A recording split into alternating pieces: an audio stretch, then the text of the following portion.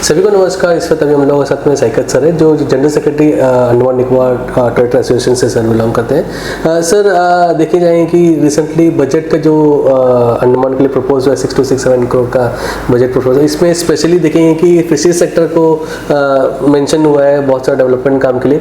और अंडमान निकोबार में fisheries sector छोड़ के दूसरा बड़ा इंडस्ट्री बोले टूरिज्म इंडस्ट्री है जिसमें आप लोग काम कर रहे हैं। तो इसमें टूरिज्म इंडस्ट्री में किस तरह का काम होना चाहिए, किस तरह का आपको क्या लगता है कि इसमें कोई तरह का टूरिज्म इंडस्ट्री में कोई तरह का बेनिफिट होगा या इसका आगे क्या ये रहेगा? देखिए, ये जो बजट इस बार के यूनियन बजट है वो मिक्स बैग है टूरिज्म इंडस्ट्री के लिए।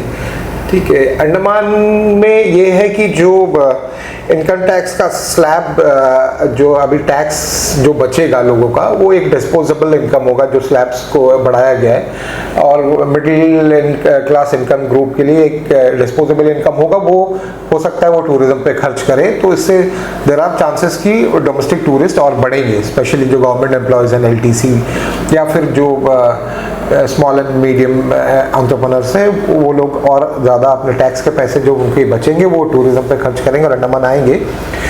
इसके अलावा जो बजट में है एक होम स्टे ओनर्स के लिए मुद्रा लोन एक्सटेंड किया गया है। अब होम स्टे ओनर्स भी ले सकेंगे अंडमान में, जो भी होम स्टे ओनर्स है वो उसका फ़ायदा ले सकते हैं।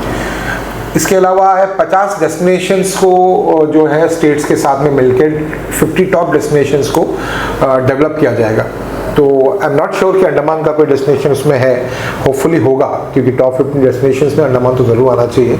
तो अगर इंफ्रास्ट्रक्चर डेवलप होता है तो ये बहुत ही अच्छी बात है ना। बजट में यही मुख्य मुद्दे हैं। इसके अलावा एक है heal in India programme medical tourism का, जिसका एज ऑफ नाउ तो ज़्यादा स्कोप मुझे लग नहीं रहा है अंडमान में मेडिकल टूरिज्म के लिए, क्योंकि यहाँ पे लिमिटेड जो भी है मेडिकल इंफ्रास्ट्रक्चर है ना। उड़ान स्कीम में 120 में एयरपोर्ट्स को जोड़ने का प्रपोजल है, तो होपफुली हमारा जो डिगलीपुर का एयरपोर्ट है वो भी ऑपरेशनल हो और सी प्लेन ऑपरेशन जल्दी शुरू हो, तो इससे हमको फ़ायदा होगा। एक बड़ा सेटबैक इस बजट में हमारे लिए आया है कि टूरिज्म सेक्टर का जो ओवरसीज पब्लिसिटी मार्केटिंग का जो बजट है, जो 33 करोड़ का हुआ करता था, उसको कम करके अभी 3 करोड़ कर दिया गया है, which is a setback for the tourism industry.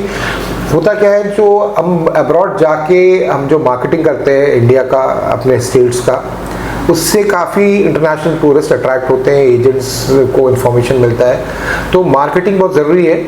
Marketing के मामले में मैं हमारे जो डोमेस्टिक सेक्टर में पहले डिपार्टमेंट ऑफ टूरिज्म पार्टिसिपेट किया करता था, साटे, OTM और ये TTF, IITM, ये सारे इवेंट्स जो मेनलैंड इंडिया में बड़े बड़े सिटीज़ में होते हैं, बट अभी पिछले साल भी कोई भी इवेंट में अंडमान एडमिनिस्ट्रेशन ने पार्टिसिपेट नहीं किया।